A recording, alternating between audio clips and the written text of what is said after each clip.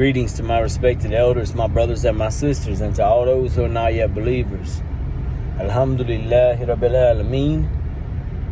All praise and thanks belongs to Allah subhanahu wa ta'ala. Send blessings and peace upon the Prophet Muhammad sallallahu alaihi wasallam and all of his followers until the day of recompense. So, brothers and sisters, inshallah ta'ala, you are seeking out marriage. Okay? Marriage is half of our deen. Marriage is extremely important. And just let me say that from what I understand, there are a lot of Muslim parents out there who are making it hard for their kids to get married. And this is a cultural thing, I'm assuming, because I know that marriage has been prescribed for us by Allah subhanahu wa ta'ala. So if you are one of those who is practicing that cultural thing of making marriage hard based on this, that, and the other, and they're not valid reasons, please stop. Because it is hard enough out here dealing with the emotional ups and downs and the hormonal ups and downs without having to deal with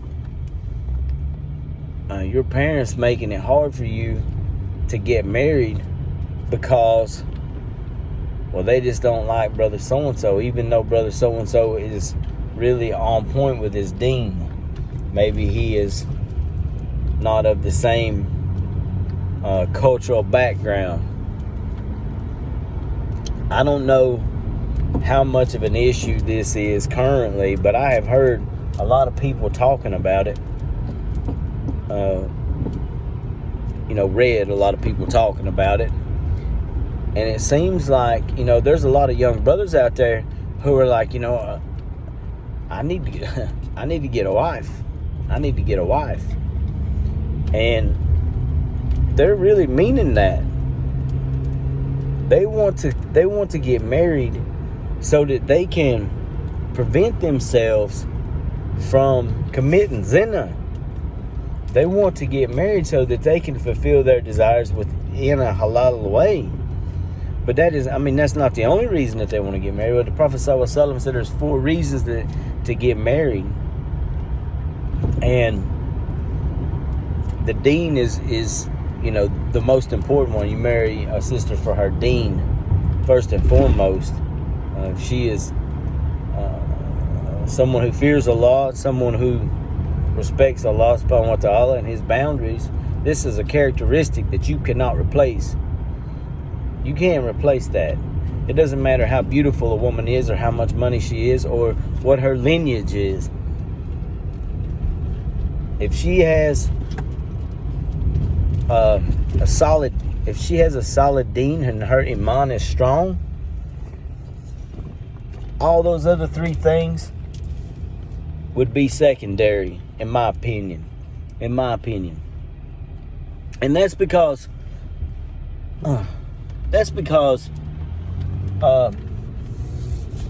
you should know in your heart of hearts that if a woman fears and loves and respects Allah subhanahu wa ta'ala, she's going to respect you as her husband.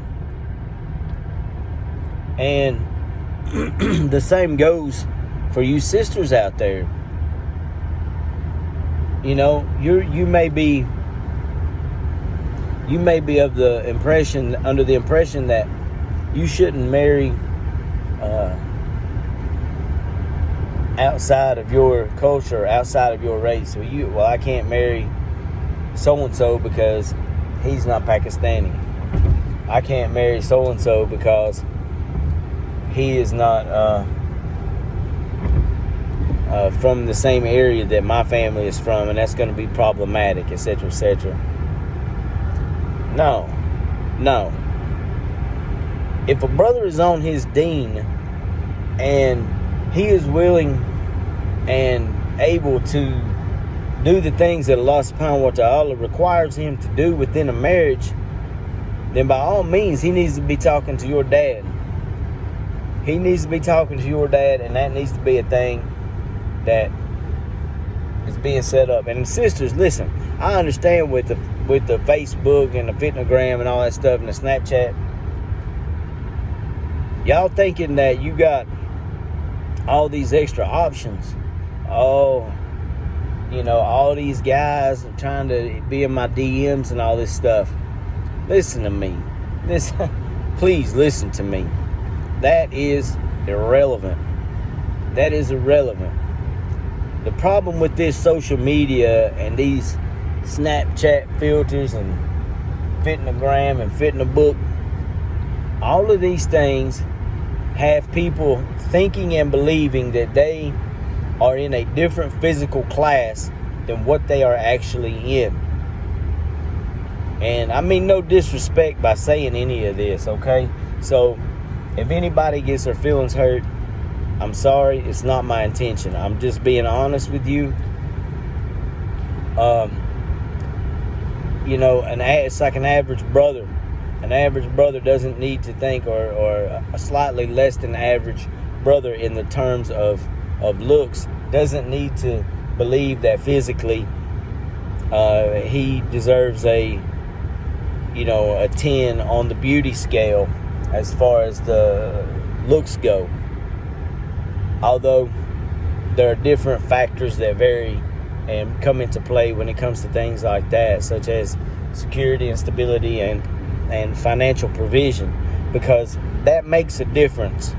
Hypergamy is a thing. What that is, and this is just statistically speaking, women tend to marry across and up. So they will marry equal to themselves as far as social status and financial status, and they will marry higher than themselves as far as that social and financial status goes. And men tend to marry across and down. And the reason being is we as men place less emphasis on what your financial success is, what your worldly success is, because we don't care. We don't care. Because Allah subhanahu wa ta'ala has put it on us to be the maintainers and the protectors and the providers. So we're not concerned that you don't make as much money as us, or that you have the actual goal of being a wife and mother rather than trying to chase a career. A lot of parents out there are pushing the sisters to chase their career over chasing being a wife and a mother, and they're doing that as a quote-unquote insurance policy. Oh, just in case. But what type of message does that put within your young daughter's mind about trusting in Allah subhanahu wa ta'ala? If you are the father, you're the father, you are the wali, you're the protector of your daughter.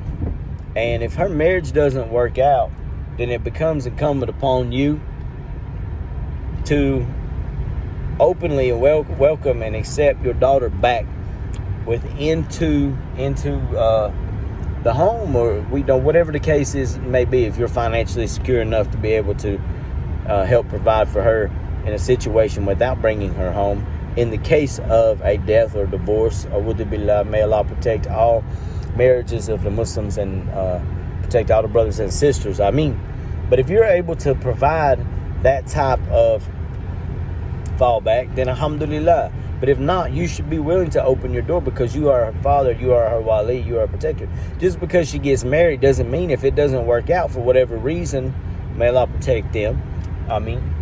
It doesn't mean that you close the door on your daughter forever. A'udhu billah. So anyway, that seems to be a reoccurring theme too. You want to send your daughters off to university, etc. And then when they get to university and they start acting a fool, they start acting a donkey, you're like, why are they acting up like this? I don't understand. This is not how you were raised, etc.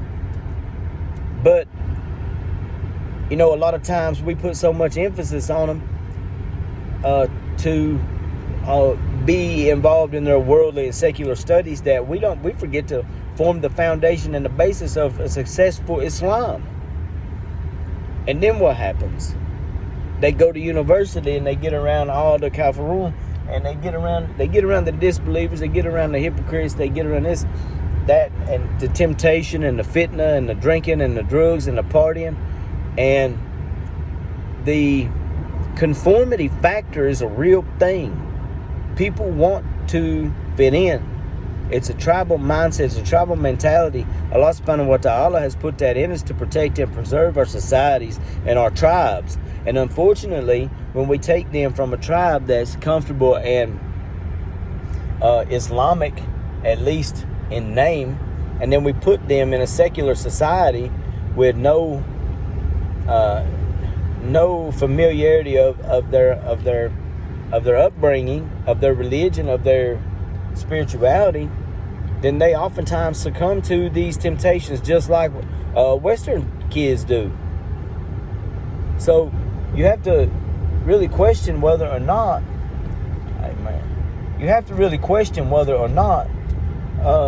that is a top priority for you.